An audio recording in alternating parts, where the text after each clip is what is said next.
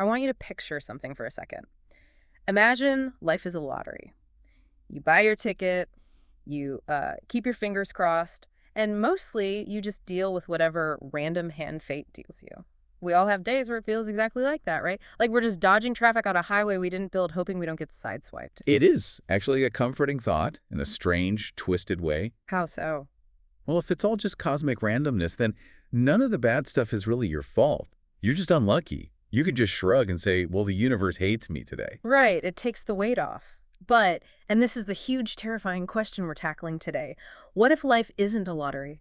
What if it's actually a math equation, a rigorous, unyielding equation where x always equals y, and if you don't like y, you have to stop staring at it and complaining and, go back and fix x? That is the terrifying and liberating premise we are working with today. It removes the comfort of being a victim, but it gives you the tools of a creator. Welcome to the deep dive. Today we are tackling the absolute titan of the self-help movement, James Allen. Now, most people know his greatest hit, As a Man Thinketh. It's basically the stairway to heaven of philosophical literature. If you've read one self-help book from the early 20th century, it's probably that one.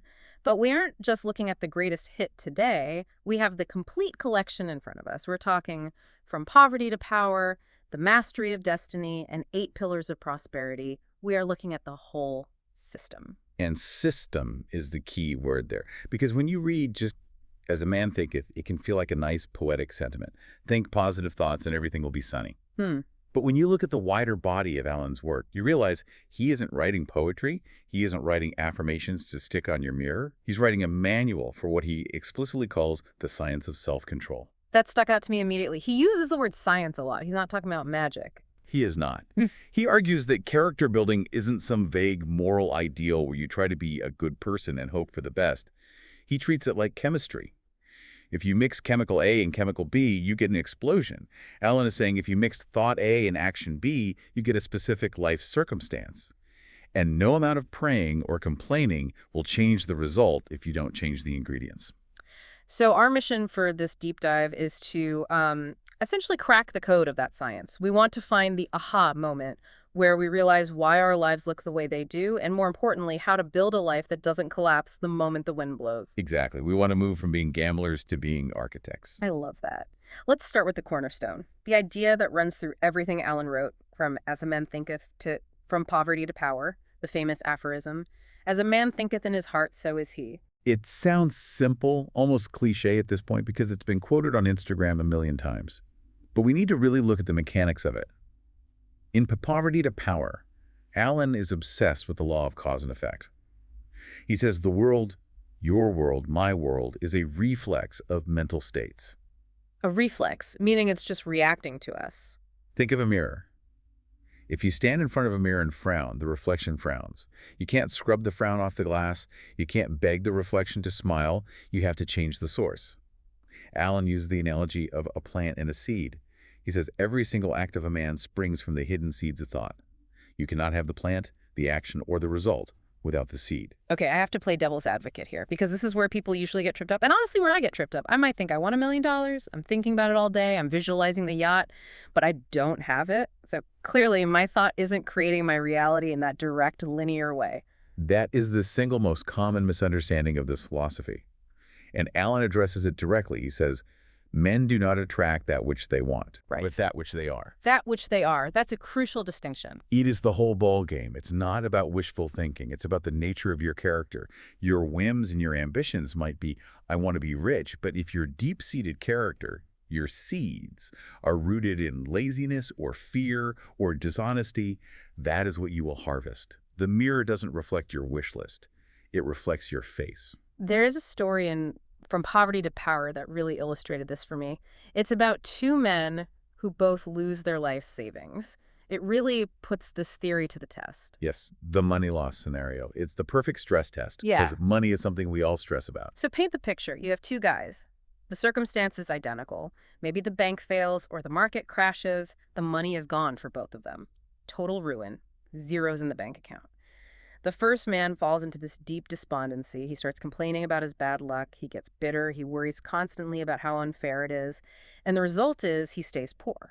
He ends up in the workhouse, or the modern equivalent. He becomes a victim of the circumstance. Right. His internal state despair, victimhood, matched the external reality of poverty, so he stayed there. And the second man. The second man looks at the situation and says, well, it's gone. Trouble and worry won't bring it back, but hard work will. And he just gets to work. He doesn't waste a single calorie on complaining. And Alan notes that this man rapidly becomes prosperous again. So let's look at the variable there. What does this prove? It proves that the good or bad wasn't in the loss of the money. If the loss of money was inherently evil or destructive, it would have destroyed both men. But it didn't. It didn't. Right, one bounced back higher than before. Exactly. The evil was in the mind of the first man, his reaction, his despair. The circumstance was just raw material. For one man, the ruin was a tomb. For the other, it was a foundation for a new building. That's empowering, but it's also kind of terrifying. It takes away your ability to blame the economy or your boss or your upbringing. It removes the luxury of victimhood, yes. Alan talks about what he calls the Democletian sword of pain. You know, the myth of Damocles with the sword hanging by a single hair. Right, the king who sits on the throne, but there's a sword dangling above his head, threatening to drop at any second. Alan says most of us live under the sword. We know that suffering, sickness, or loss could hit us. And because we're scared, we rush into sensory excitement. We drink, we party, we buy expensive things we don't need. We're just scrolling our phones for hours. Scroll, yeah. Or we retreat into what he calls exclusive aesthetics. Just trying to make everything pretty and ignore the ugly truth. We are dodging the sword. But eventually, the hair snaps, the sorrow comes. And he says the only escape isn't running faster, it's understanding the nature of evil. Yes, and this is a very specific definition. He defines evil as a shadow. It's not a thing in itself. It's a shadow created when the self intercepts the light. If you are standing in the sun and you cast a shadow, you can't fight the shadow. You can't punch it. You have to move. You have to move. You have to stop blocking the light. The ego, the selfishness is what blocks the light. That's deep stuff. But I want to get practical. Let's move to the mastery of destiny. Because if I accept this, if I accept that my mind is creating my reality, how do I actually change my mind? Because frankly, my mind is a bit of a zoo sometimes. I don't feel like I'm in charge of the monkeys. We all have a bit of a zoo in there. And this is where Alan shifts from philosopher to scientist. He claims self-control is a science, just as rigorous as geology or astronomy. He actually calls it the divine science. He breaks it down into steps, right? Like a lab report. He does. He contrasts the natural scientist, someone who studies rocks or stars, with the divine scientist. A natural scientist masters external forces. A divine scientist masters internal forces: passion, desire, will. And Alan lists 5 specific steps to this science. It is literally the scientific method applied to the soul. Okay, let's walk through these because this is the how-to manual. Step 1 is observation. Right. You can't control what you don't see. Most of us are on autopilot. We get angry, we yell, then we regret it. Step 1 is just watching your own mind without judging it immediately. Why did I get angry just now? Why am I feeling jealous of that coworker? Just observing the facts of your own mental state, like you're looking at a bug under a microscope. Step 2, experiment. This is where you test things. You try a different reaction. Instead of snapping back when someone insults you, you stay silent. You see what happens. Does the situation escalate? Does it diffuse? You are testing which mental states are useless like worry and which are valuable like patience. You're treating your life like a lab. Step 3, classification. You start grouping your experiences. You realize, okay, every time I act out of jealousy, the result is chaos. Every time I act out of generosity, the result is connection. You start seeing the patterns in the data. You stop thinking it's random. And then step 4 is deduction. Now you find the law.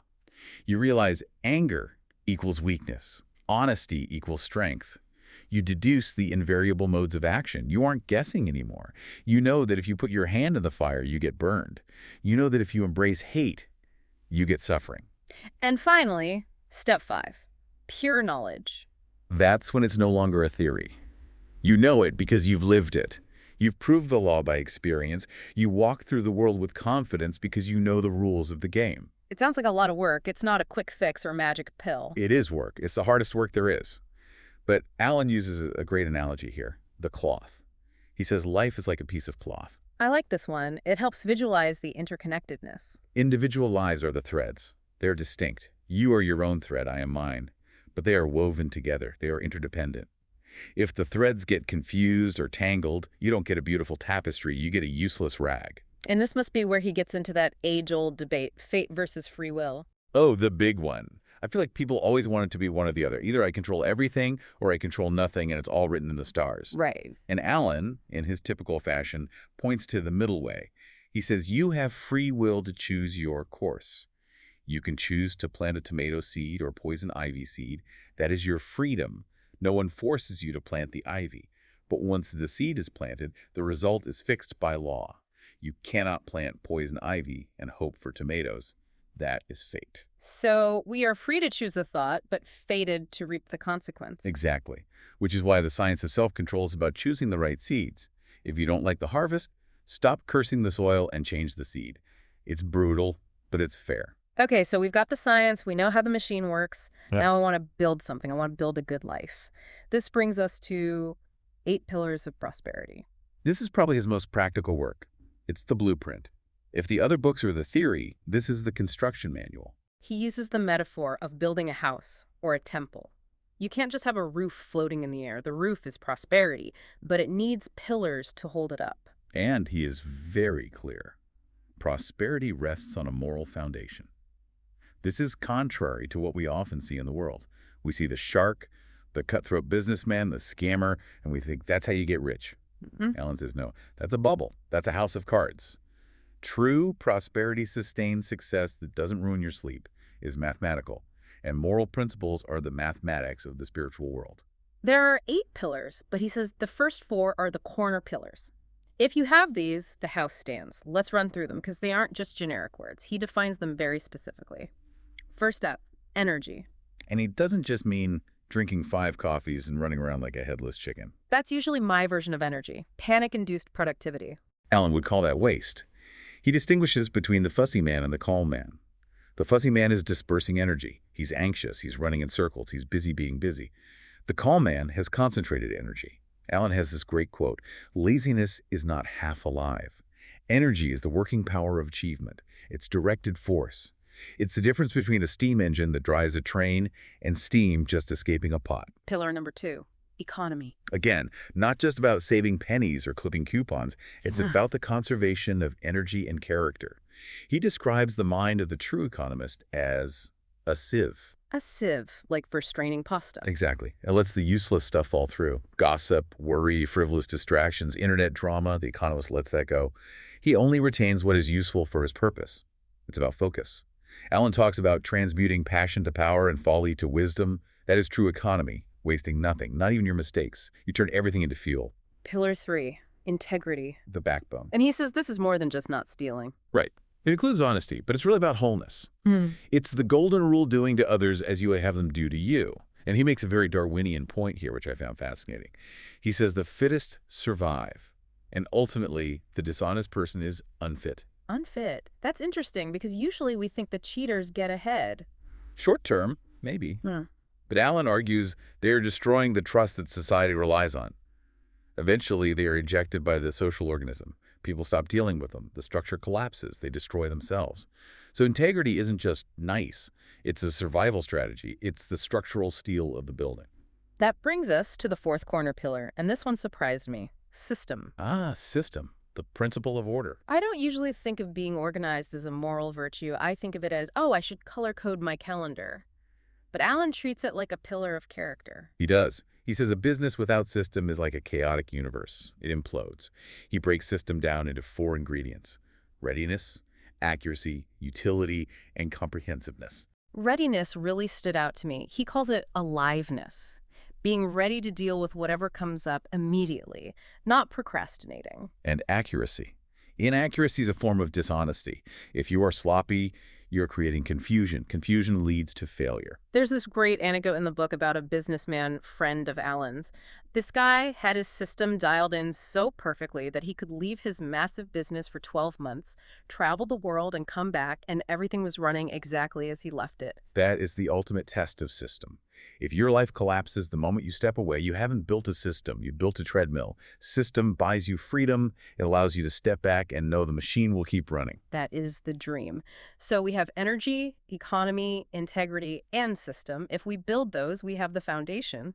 But there is a glue that holds this all together, and that seems to be the practice of solitude. Yes. This goes back to from poverty to power. Alan talks about the silent power of thought. He points out that the most powerful forces in the universe are silent. Gravity doesn't make a noise. It holds the planets in orbit, but it doesn't scream about it. Electricity is silent until it hits resistance. And yet, we are terrified of silence. We fill every second with podcasts, ironically, or music, or scrolling. We can't stand to be alone in a room. We are. Allen contrasts the hysterical and fearful, who seek company to escape themselves, with the calm and fearless, who seek the solitude of the forest or a mountain to recharge. It's like we're afraid of what we might find if we sit still. Because if you sit still, you have to face the mirror. You have to face the seeds you've been planting.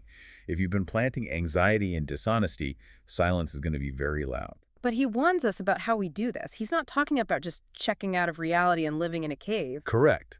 He warns against mystical concentration methods. He actually makes fun of people staring at the tip of their nose or their navel to get enlightened. He says true concentration is inseparable from duty. Yeah. Duty. That's a heavy word. We don't like that word much anymore. We don't, but for Allen, it's central. Yeah. It means bringing your mind to a center during your daily task. It's not about being zen on a mountaintop. It's about being zen while you're washing the dishes or writing that report. It's about simplicity. Simplicity.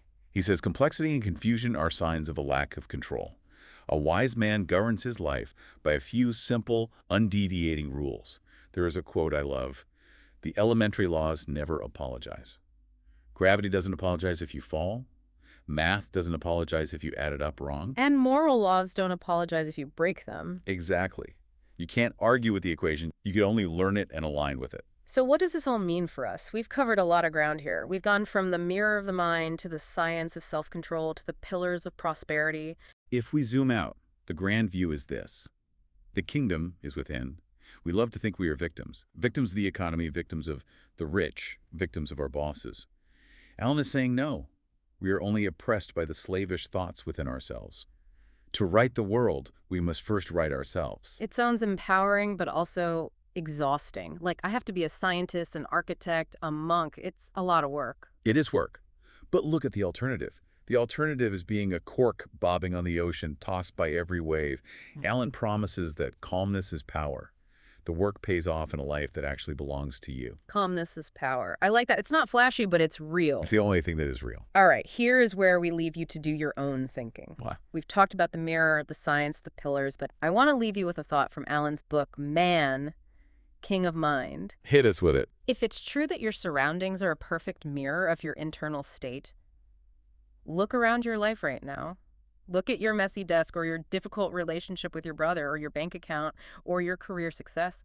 If that is the reflection, what is the one specific thought pattern in your head that built that reality? And once you find it, do you want to keep planting that seed? Thanks for diving deep with us. We'll see you next time.